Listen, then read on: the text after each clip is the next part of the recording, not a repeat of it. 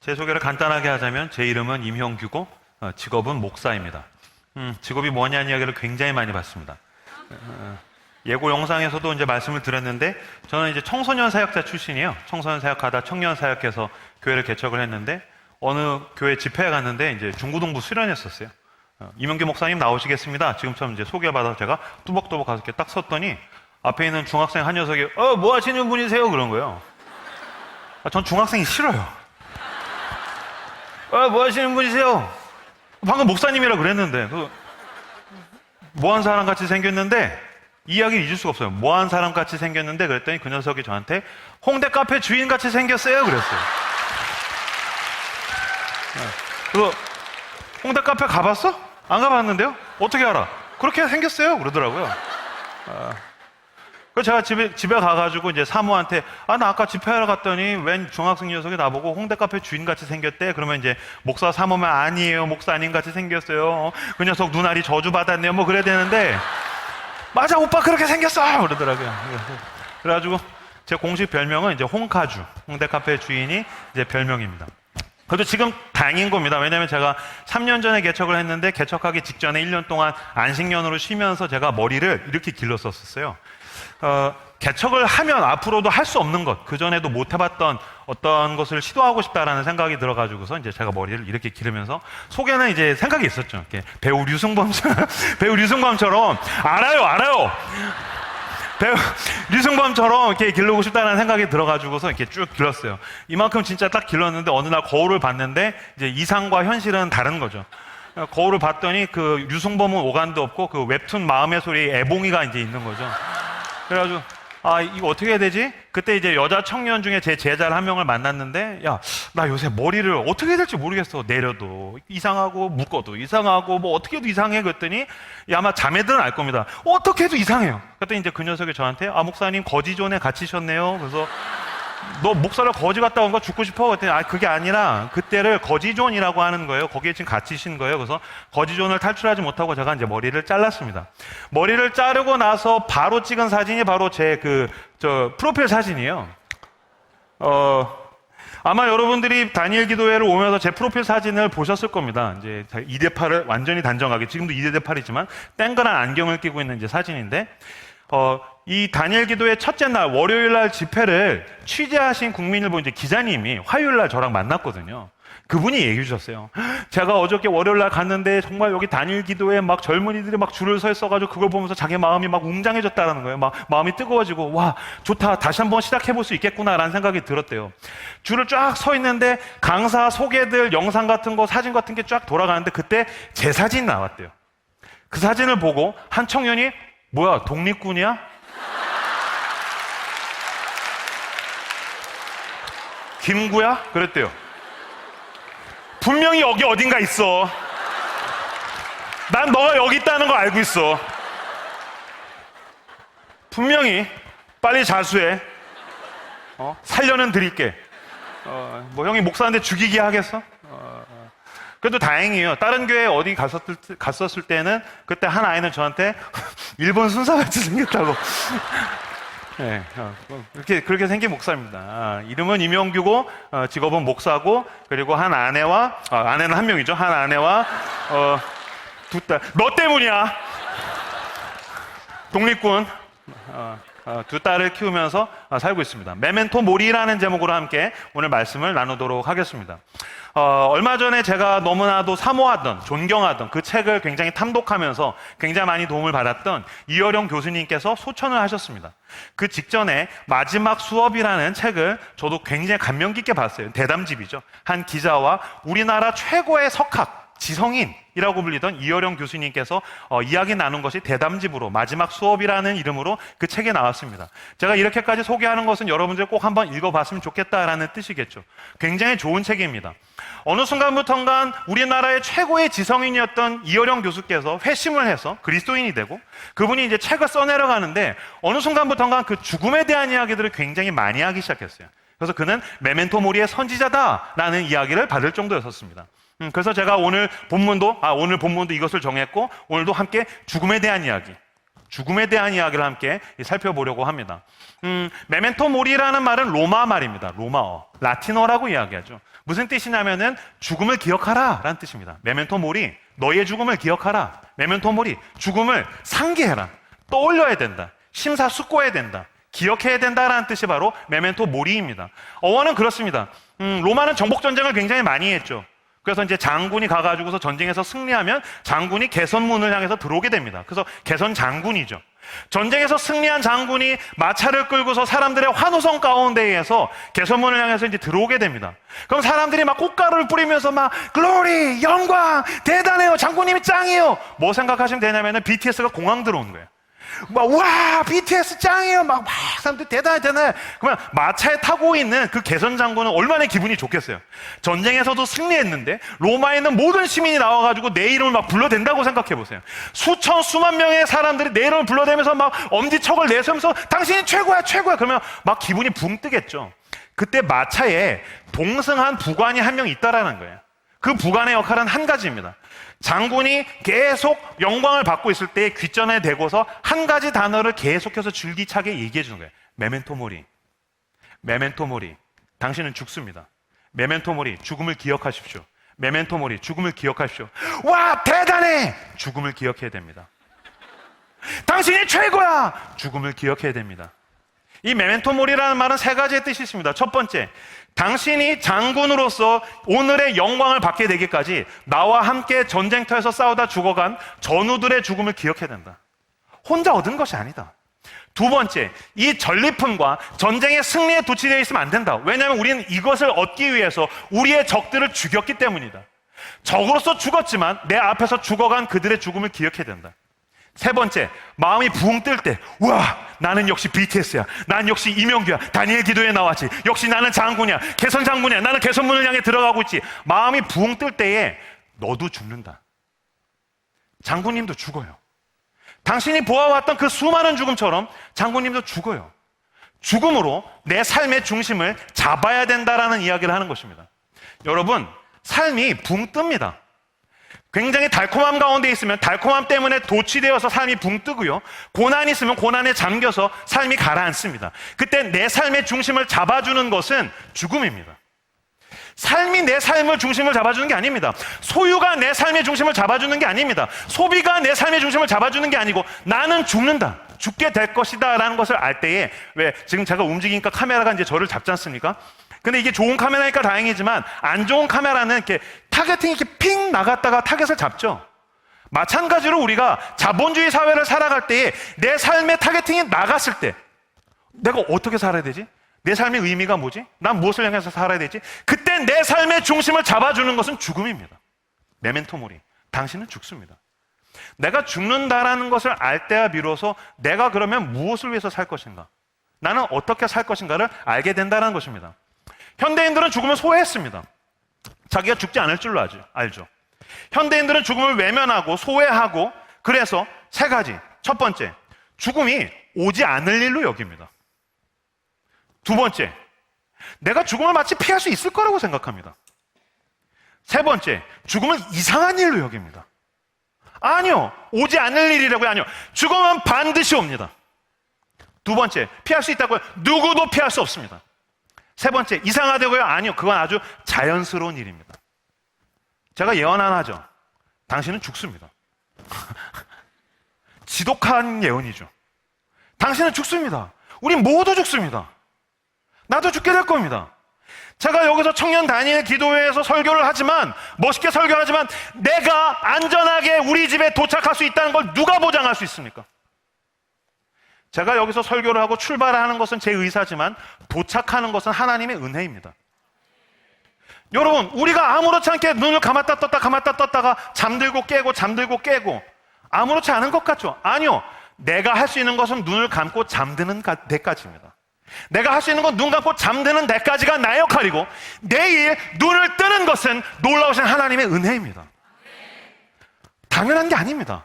우리는 그렇게 하루하루 살아가면서 하루하루 죽어가고 있습니다. 그렇다면 어떻게 되겠습니까? 메멘토 모리. 당신의 죽음을 기억하고 당신의 죽음을 떠올리고 당신의 죽음을 준비해야 됩니다. 목사라는 직업은 아주 고약한 직업입니다.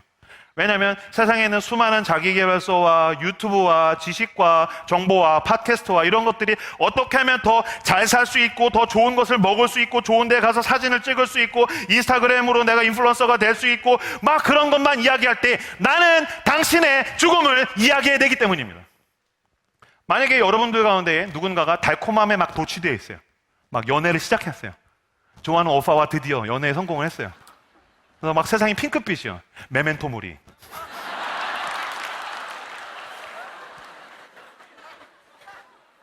연애는 영원하지 않아. 누군가가 달콤함에 빠져있다면 나는 그 사람에게 이야기할 것입니다. 메멘토 모리. 달콤함이 전부가 아니에요. 당신은 죽어요.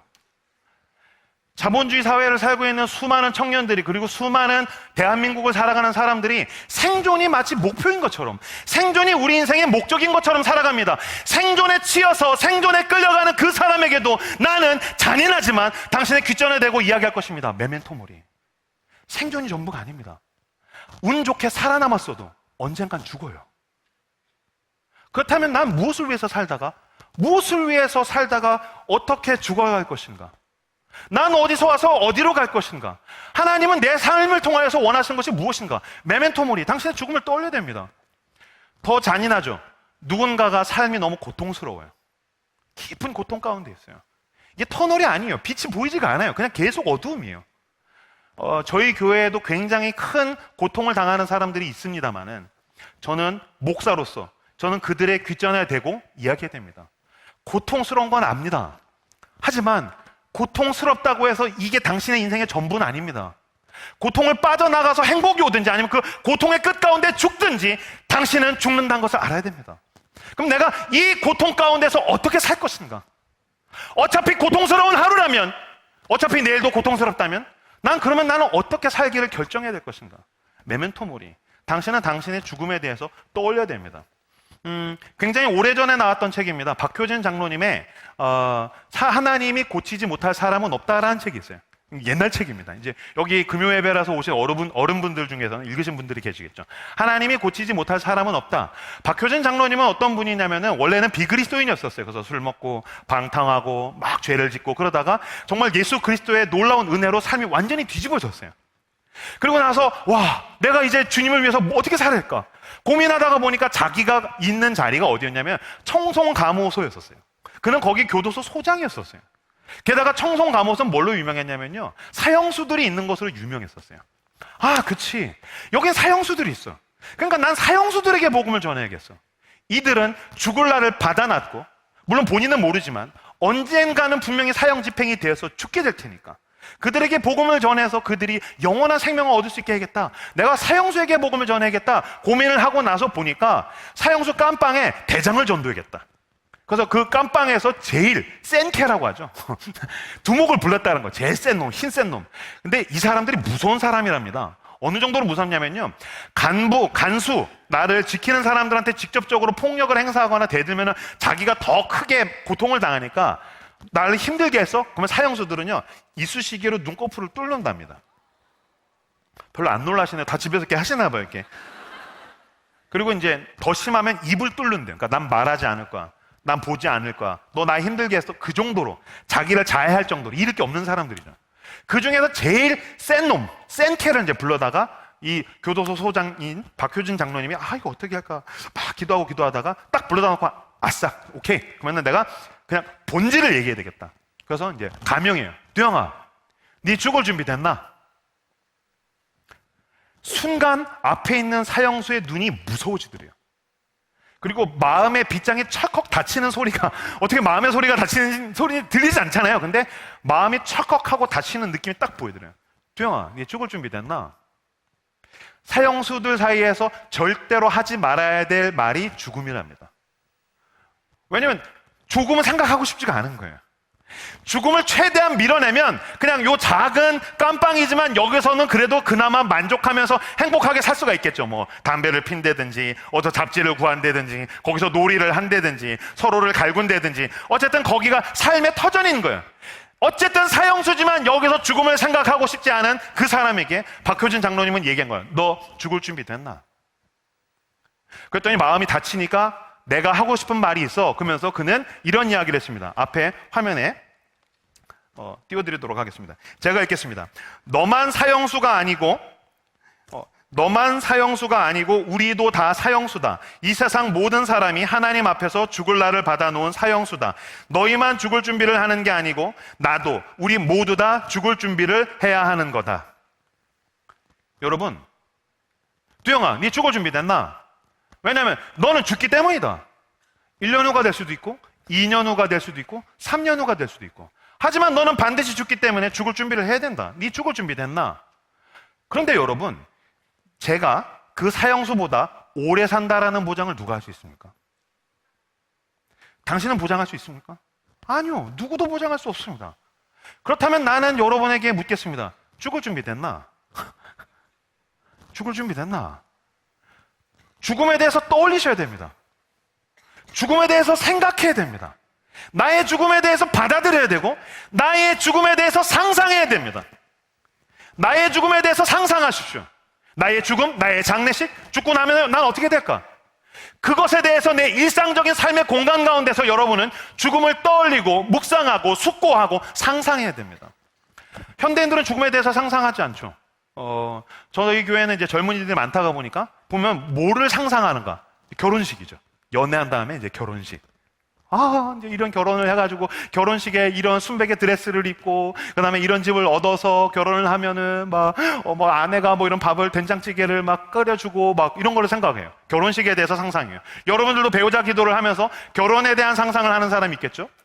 또 어떤 사람은 내 집 마련의 꿈을 가지고 그것을 이상적으로 상상하는 사람이 있겠죠. 나는 서울이 됐든 변두리가 됐든 경기도가 됐든 어딘가 어쨌건 내 집을 마련하고 싶어 라는 상상을 하겠죠. 자녀 교육은 나는 이런 아이를 낳아서 이렇게 키우고 싶어, 내 자녀에 대한 상상을 하는 사람이 있겠죠. 그러나 여러분, 결혼은 할 수도 있고 못 할 수도 있어요.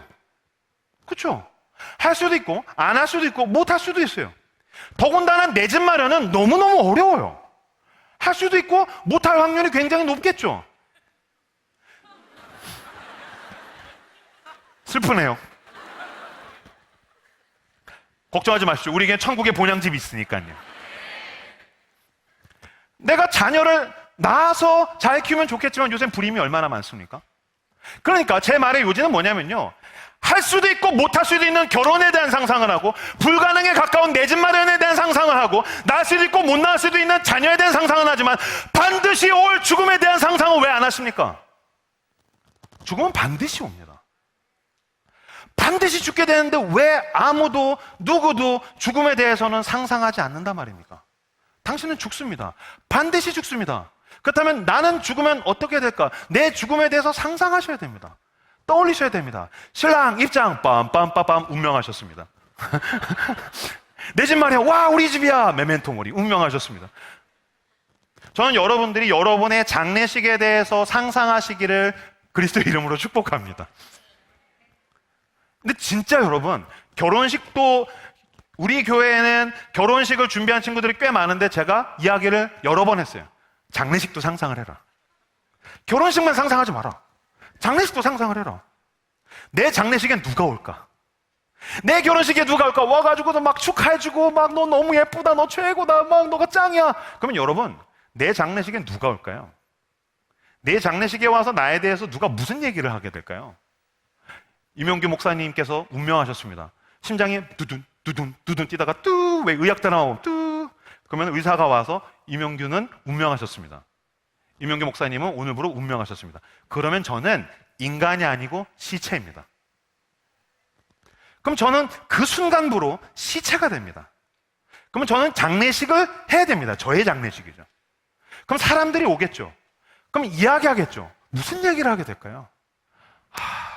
이명규 목사님이 가셨어. 이명규 목사님이랑 같이 먹었던 순댓국을 잊을 수가 없어.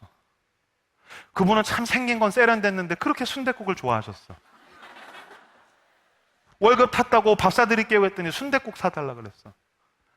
나 사는 게 너무 힘들어가지고 더 죽고 싶었는데 순댓국 하나 처먹고 죽으라고.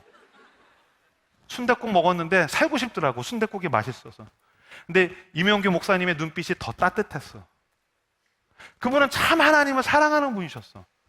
그분은 참 소탈하셨어. 그분은 참 마음이 넓었어. 그분은 참 좋은 사람이었어. 휴먼비 101동 502호 아저씨 참 좋은 이웃이었어.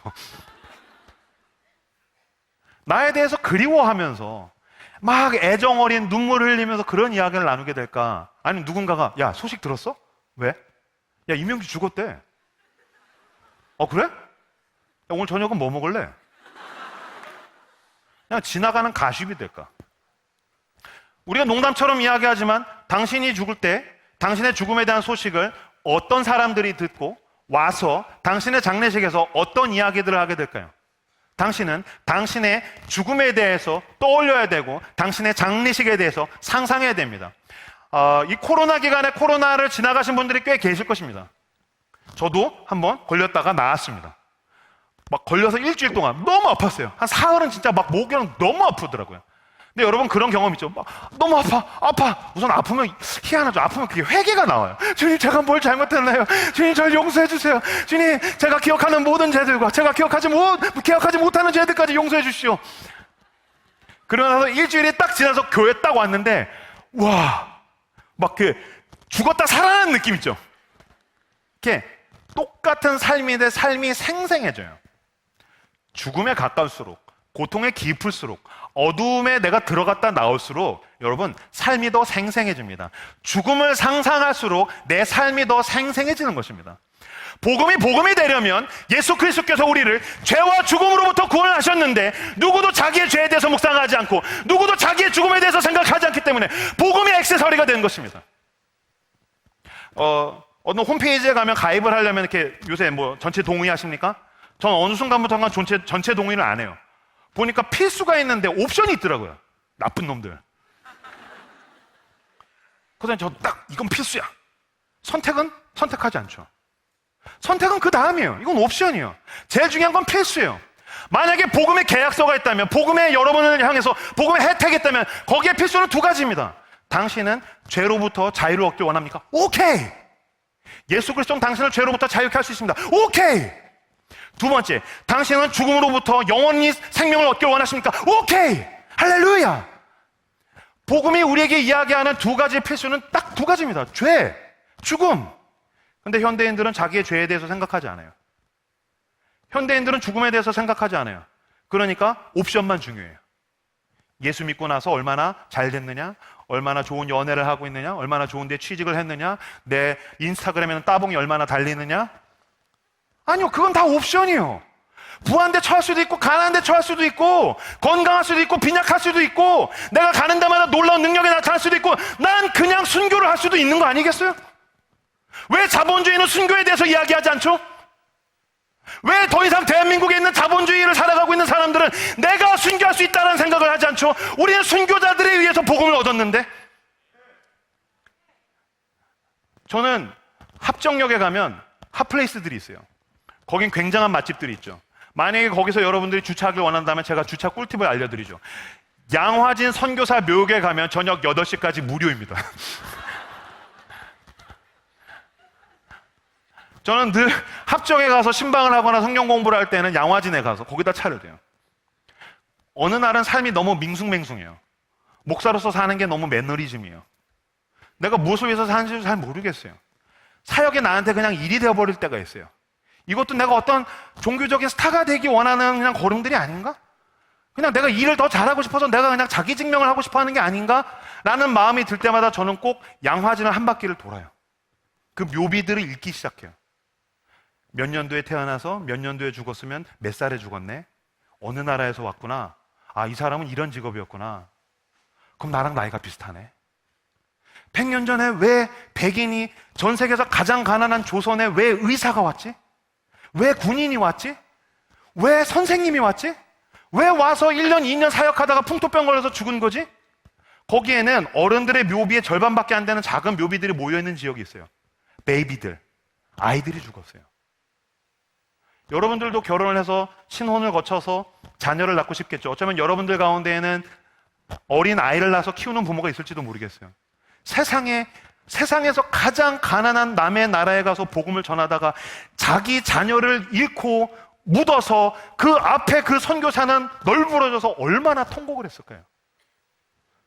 내가 이들의 순교 위에서 복음을 전달받았구나.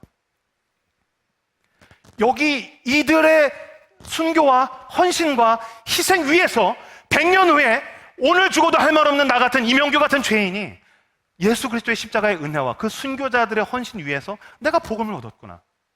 그럼 난 무엇을 위해서 살다가 어떻게 죽을 것인가? 메멘토 모리. 당신의 죽음을 떠올리고 기억하고 내 삶의 중심을 잡으시는 저 여러분들 다 되시기를 주님의 이름으로 축복합니다. 죽음을 가까이 할수록, 죽음을 묵상하고 죽음이 상상될수록 복음이 더 빛나기 시작합니다. 저는 청소년 사역을 할 때 교회에서 제가 꼭 그 모의 장례식을 했었어요. 옛날엔 철로역전 같은 거 하면 이거 많이 했는데 요새는 이거 안 하더라고요.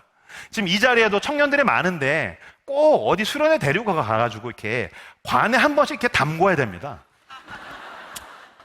이렇게 삶이 팍팍한 친구들 있지 않습니까? 그렇게 뭐 별거 아닌데 늘 힘든 애들이 있어. 이렇게 관에 한번 담궈줘야 돼요, 이렇게. 그래야, 그냥 살아있는 것도 행복하네요. 이것들은 살만하니까 맨날 뭐 힘들어. 내가 더 힘들어. 그래서 저는 수련회 때마다 늘 모의 장례식을 이렇게 기획을 했었어요. 그러면은 이제 위에 산 중턱에다가 이제 땅을 파고서 거기다 관을 짜요. 관을 딱 묻어놔요. 거기 들어가는 거예요. 나중에 그 부장집사님이 이거 맞들렸는지 목사님 그 관 뚜껑을 닫고 못을 박아버리자는 거예요. 그러면 가위 들려요. 집사님 그러면 가위 들려요. 가위 눌려요. 안 돼요. 기절해요. 패닉 와요. 그래서 그냥 뚜껑만 닫는 걸로.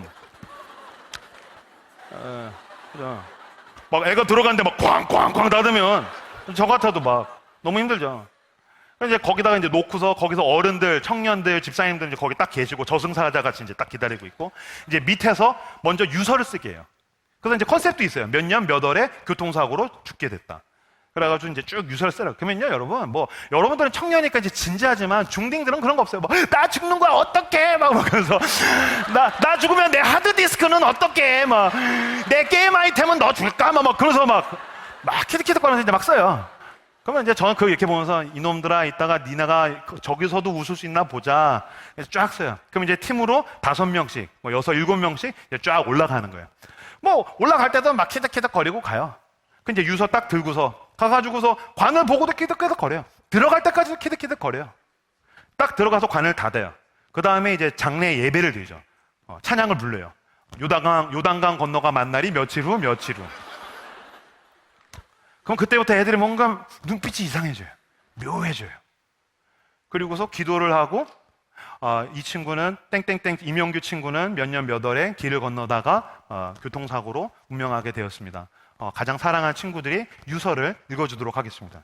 유서를 쭉 읽어요. 장난처럼 쓴 유서인데도 유서를 쭉 읽다가 보면 관 속에서 하고 막 울어요. 처음 죽음을 맞닥뜨렸어요. 어떤 애들은 잘못했어요. 갑자기 회개가 나와요. 죽음을 마주하니까 내 죄가 쏟아져 나오는 거예요. 내가 이대로 죽으면 큰일 나겠다는 거죠. 어떤 친구들 살려주세요. 클라이막스는 뭐냐면요, 여러분 실제 장례식을 가본 분들은 알겠지만 이렇게 흙을 퍼가지고 삽으로 이렇게 촥 뿌리죠. 저도 들어가 봤어요. 들어가서 그거 흙을 한번 맞아보셔야 돼요. 밖에서는 촤라락이에요. 안에 들어가서 맞으면 밖에서는 촤라락인데 안에서는 꽉. 무슨 베토벤 운명교향곡 같아. 빠바바밤. 넌 죽었다. 운명이죠. 넌 죽었다. 넌 죽게 될 것이다.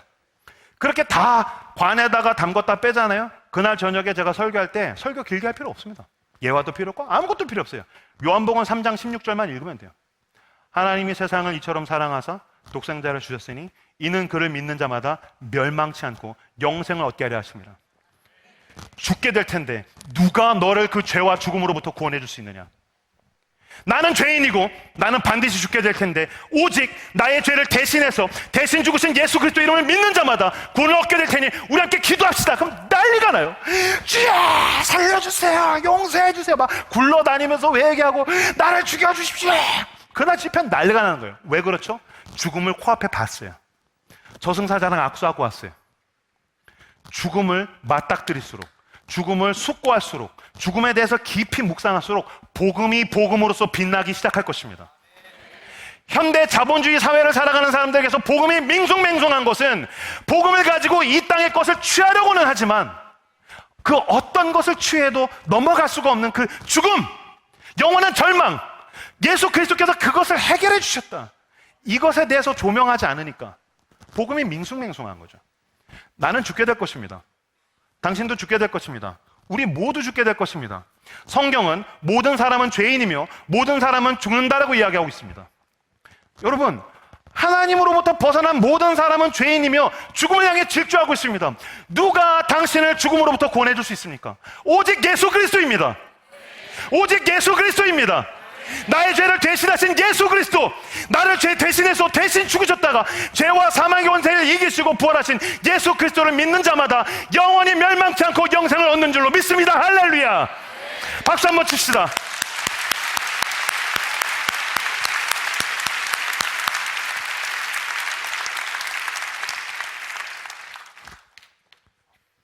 오직 예수의 이름을 부르는 자마다 나의 죄를 대신하였고 나를 대신해서 죽으셨다가 죄와 사망의 권세를 이기시고 부활하셔서 내가 어긋난 길로 가던 것을 주님께서 몸으로 막으시고 이제는 내 인생의 운전대를 예수 그리스도께서 잡으시고 영원하신 하나님 나라를 향해서 가는 것입니다. 예수를 믿는다는 것은 예수 그리스도께서 내 인생의 중심이 되셔서 주인이 되셔서 내 초보 운전자, 나는 무면허 운전자예요. 무면허 운전자인 이명규의 운전대를 잡으시고 형규야, 넌 나를 따라와. 그럼 저는요, 넌 그냥 보조석에 앉아. 여호와는 나의 목자시니 내게 부족함이 없으리로다.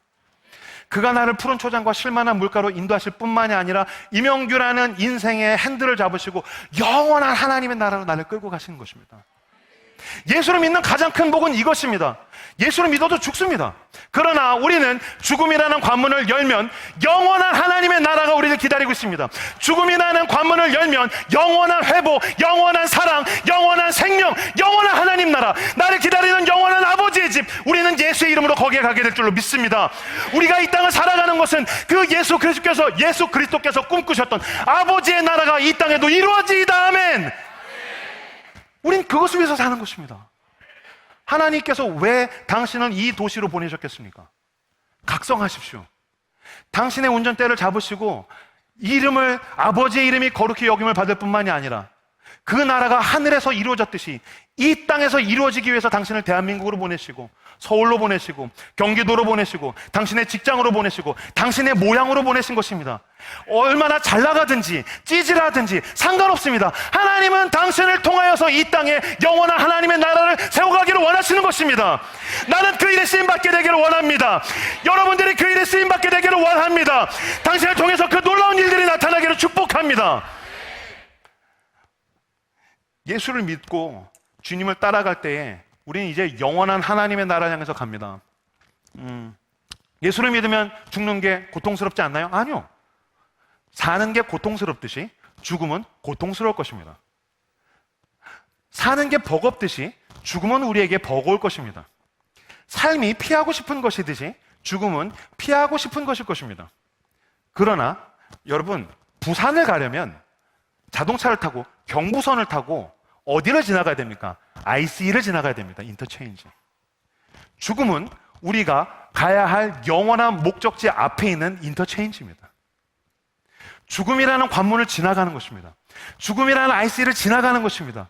그것을 지나가면 주님께서 우리를 위해서 예비하신 가장 좋은 것들이 거기 있습니다. 그러므로 우리는 지금 내 인생이라는 자동차가 난 영원한 하나님의 나라로 가고 있어. 이게 고속도로에서 맛있는 것을 못 먹든지 내 차가 연식이 오래돼서 스포츠카처럼 막 붕 가는 게 아니라 이렇게 덜덜덜덜 가든지 내가 힘든 길을 가든지 나는 제대로 목적지로 가고 있으면 된 거예요. 우리는 그 목적지를 보면서 난 올바로 가고 있어. 내 삶의 중심을 잡는 겁니다. 왜 스포츠카를 부러워합니까? 메멘토 모리, 그 인간도 죽을 것입니다. 왜 나보다 휴게소에서 더 맛있는 걸 먹는 사람을 부러워하고 왜 더 좋은 차를 탄 사람을 부러워합니까? 우리는 가장 좋은 목적지로 가고 있다. 이것을 놓고서 기다리고 참고 견딜 수 있는 것입니다. 아까 읽었던 고린도전서 15장 31절에서 34절까지 말씀 다시 같이 한번 읽어보도록 하겠습니다. 15장 31절에서 34절 말씀 같이 한 목소리로 읽겠습니다. 시작.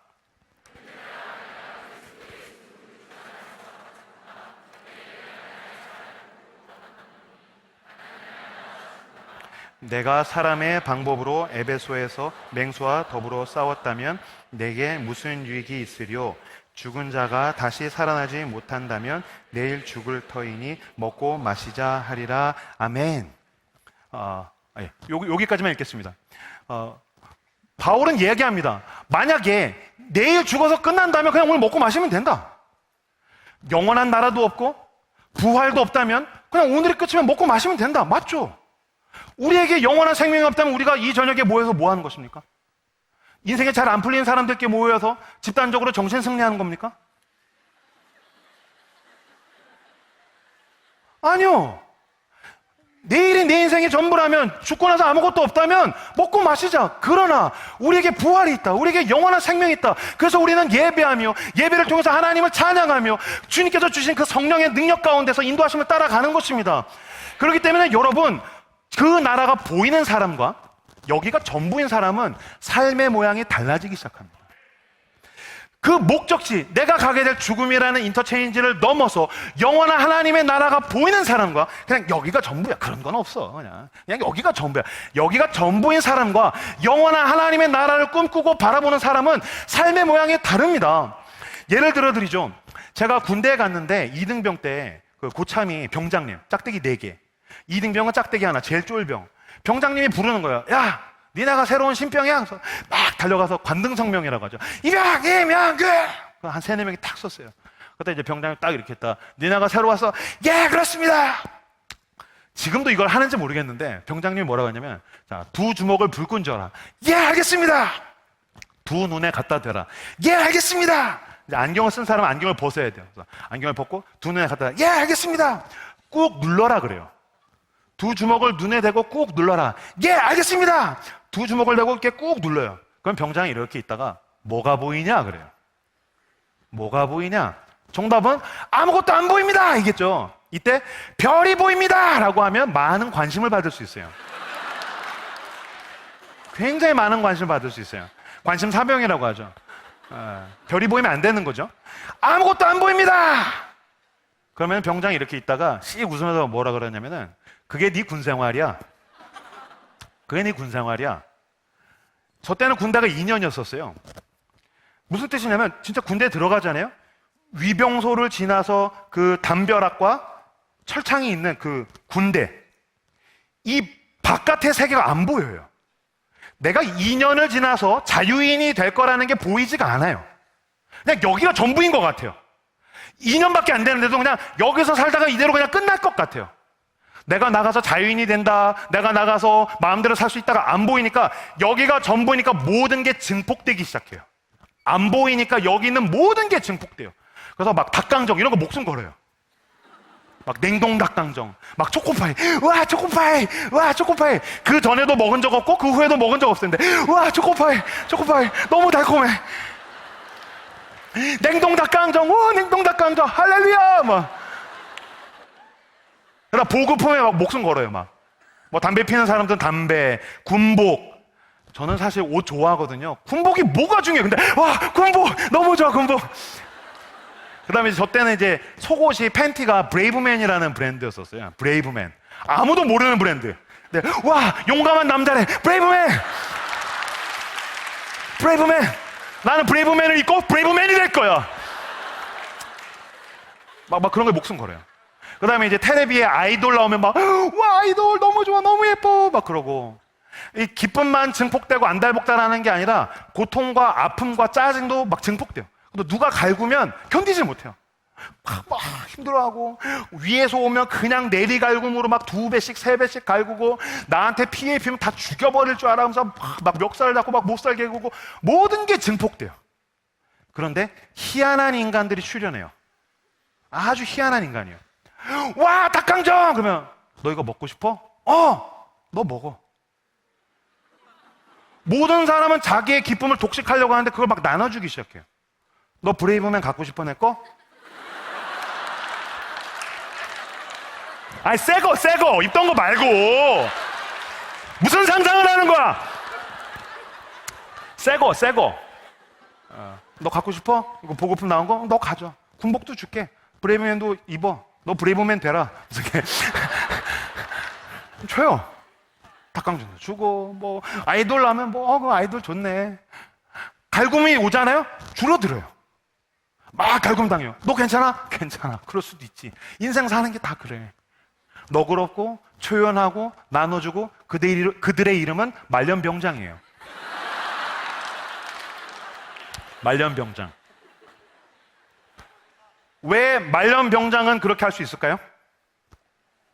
보여요. 보이기 시작해요. 마치 예수님께서 바디메오의 눈을 뜨게 하듯이 놀라운 성령의 능력으로 말년병장의 믿음의 눈이 띄어진 것입니다. 보여요. 와, 닭강정 보여요. BBQ.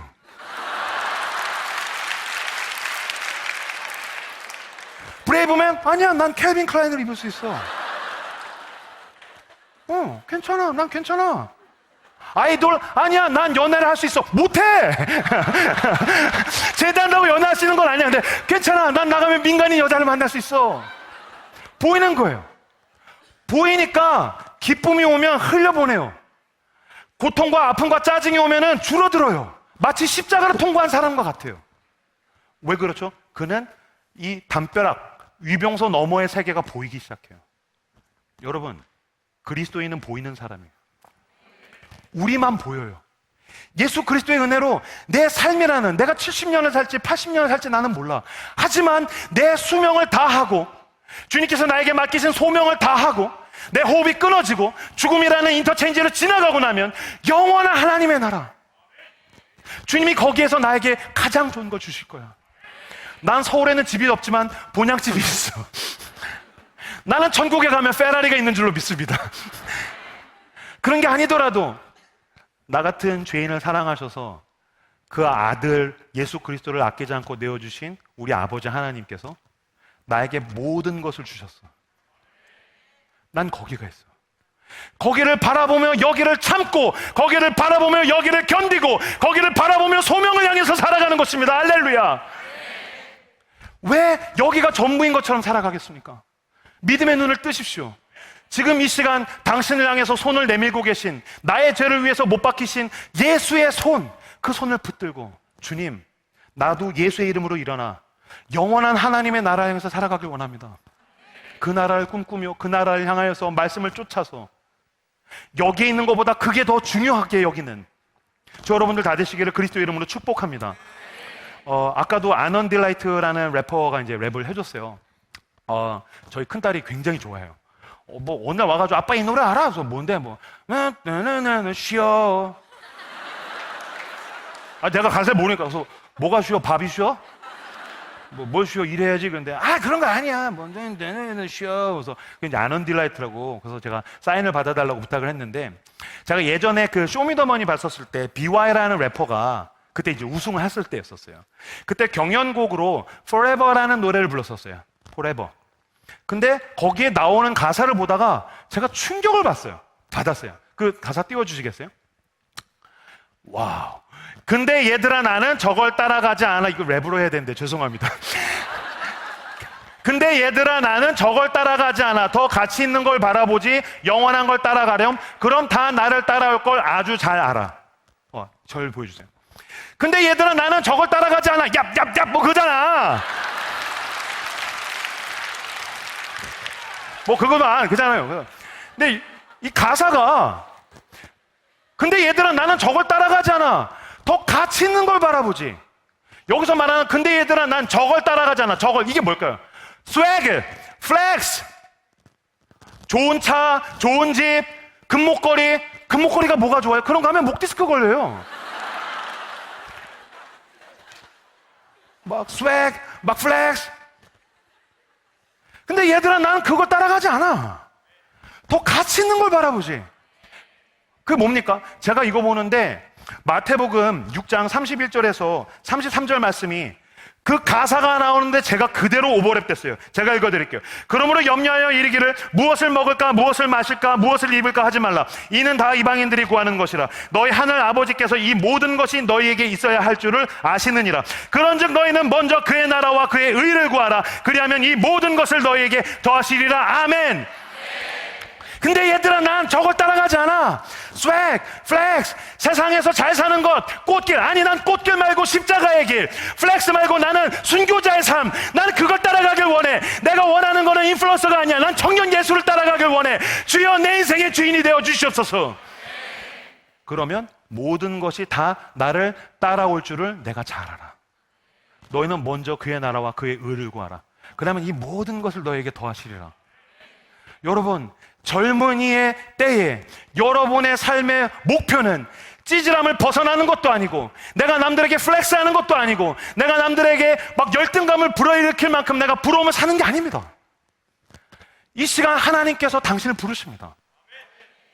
이 앞자리에 나온 믿음의 영웅처럼 되라는 게 아니라 그냥 당신을 통해서, 당신의 삶의 자리에서, 이 도시에서 할 수 있는 그 무언가, 당신의 교회에서, 당신의 공동체에서, 주님, 내가 무엇을 하길 원하십니까? 나는 생존이 목적이 아닙니다. 꽃길이 목적이 아닙니다. 주님께서 십자가에서 죽으셔서 나를 사셨습니다. 그러므로 나는 이제 예수의 이름으로 일어나 영원한 하나님의 나라를 바라보며 내가 할 수 있는 일들을 해나가며 견디고 버티고 그를 향해서 나는 싸워 나가길 원합니다. 그렇게 믿음으로 행진해 나아가는 저 여러분들 다 되시기를 주님의 이름으로 축복합니다. 다니엘 기도회는 끝나지만 당신의 행진은 이제 시작됐습니다. 할렐루야. 박수로 하나님께 화답합시다. 하나님께서 당신을 부르십니다. 하나님께서 당신을 통해서 일하십니다. 하나님께서 당신을 통해서 놀라운 일을 행하실 것입니다.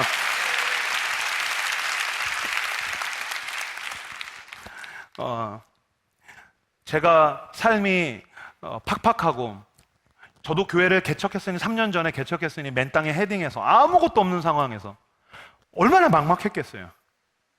막 부러워요. 다 부러워요. 그냥 교회에 있는 목사님들 다 부러워요. 모든 게 부럽고 막 열등감에 짓눌리는 것 같고, 그럴 때마다 저를 이렇게 세워준 이야기가 있었어요.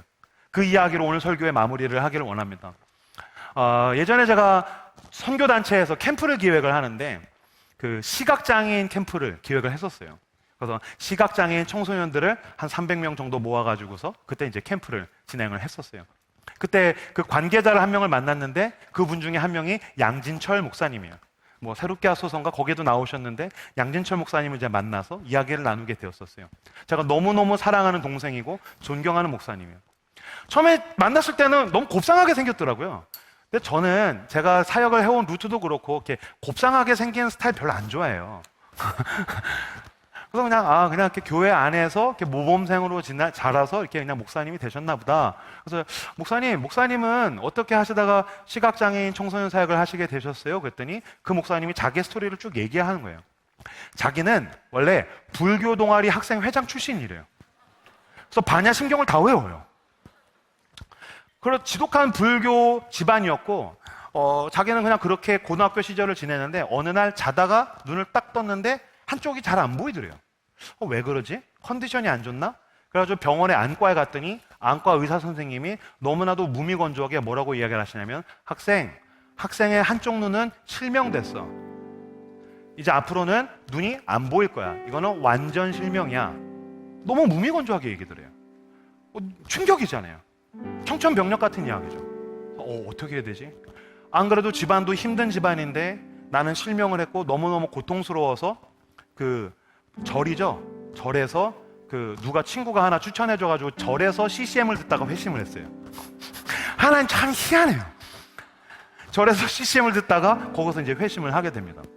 그리고 나서 이분이 나중에 목사가 되고 자기처럼 눈이 안 보이는 사람들을 위해서 시각장애인 청소년 사역을 이제 하게 되었다는 거예요. 근데 이분이 어떤 얘기를 하냐면, 자기 아내는 굉장히 이제 건강하대요. 눈도 잘 보이고 너무너무 세상에서 자기 눈에 아름다운 여인과 이제 결혼해서 사는데, 장모님도 두 눈이 안 보이시는 시각장애인이시라는 거예요. 장모님은 원래는 눈이 잘 보이는데 어린 시절에 전쟁 후에 산에서 놀다가 폭탄 불발탄이 터져서 그 파편이 모두 눈에 튀어서 실명을 하게 되었고 시각장애인으로 살고, 그러다가 결혼을 해서 이제 딸을 낳았대요. 그러니까 시각장애인이 딸을 키웠으니 얼마나 힘들었을까요? 다리에다가 종을 묶어가지고 기저귀를 갈아주고 그렇게 키워서 양진철 목사님이랑 이제 결혼을 하시게 되었다는 거예요. 어느 날 가족 모임, 양진철 목사님이 아내 그리고 장모님 같이 자녀들이랑 이렇게 있는데, 어머님을 보는데 마음이 아프더래요. 자기는 한쪽 눈으로라도 세상에서 가장 사랑하는 여인을 볼 수가 있는데 어머님은 낳아서 키웠는데 못 보니까 너무 마음이 아파서 이 양 목사님이 얘기했대요. 어머님, 저는 어머님을 보면 너무 마음이 아파요. 아니, 양 목사 왜 그래? 제 눈에는 세상에서 가장 아름다운 여인인데, 한쪽 눈으로 봐도 세상에서 가장 아름다운 여인인데 정작 어머니는 낳아서 키우면서 한 번도 못 보셨잖아요. 이렇게 사랑스러운 여인을 못 본다고 생각하면 어머님, 제가 마음이 참 아파요. 그랬더니 어머님이 대답하더래요. 무슨 소리야, 양 목사. 나는 매일 기도하고 있어. 나는 매일 기도하고 있어. 내가 죽어서 천국에 가면 나는 사랑하는 내 딸을 영원히 보게 될 거야.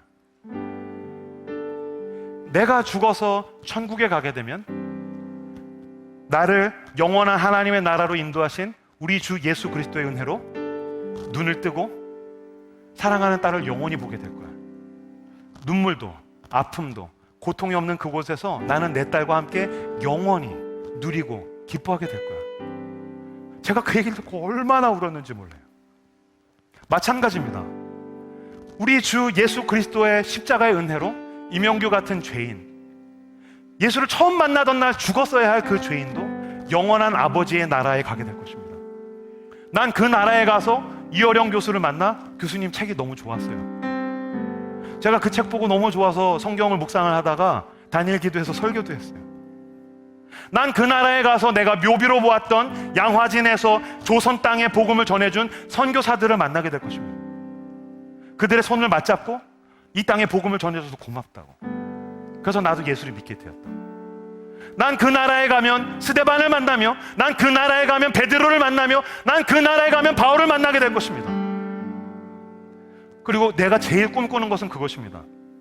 내 인생의 수명을 다 하고 아버지 하나님께서 맡기신 소명도 다 하고 내 목숨이 끊어져서 육체가 죽어서 내가 하나님 나라에 입성하게 될 때 내 주 예수 그리스도께서 나 같은 죄인을 위해서 십자가에 못 박히신 그 손으로 이명규의 어깨를 감싸 안아주실 것입니다.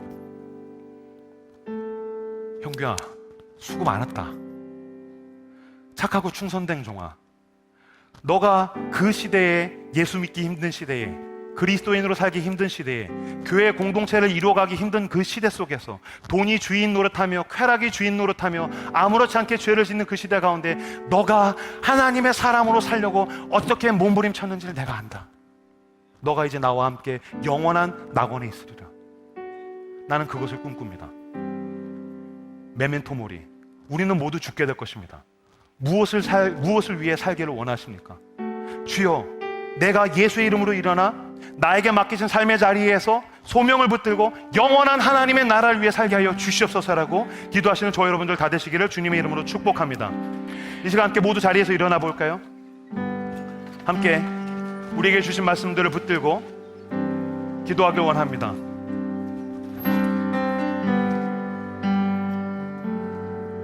이 시간 기도할 때 먼저는 주여, 나의 죄와 죽음으로부터 구원하신 그 예수 그리스도의 십자가를 내가 붙들게 하여 주시고, 주여, 내가 이 대한민국 자본주의 사회 가운데에서 그 십자가를 붙들고 십자가의 사람으로, 하나님의 사람으로 소명을 향해서 살아가는 내가 되게 하여 주시옵소서. 영원한 하나님의 나라를 위하여서 나에게 주어진 삶의 자리에서 살아가는 내가 되게 하여 주시옵소서로 함께 기도하며 나아가도록 하겠습니다. 기도합시다.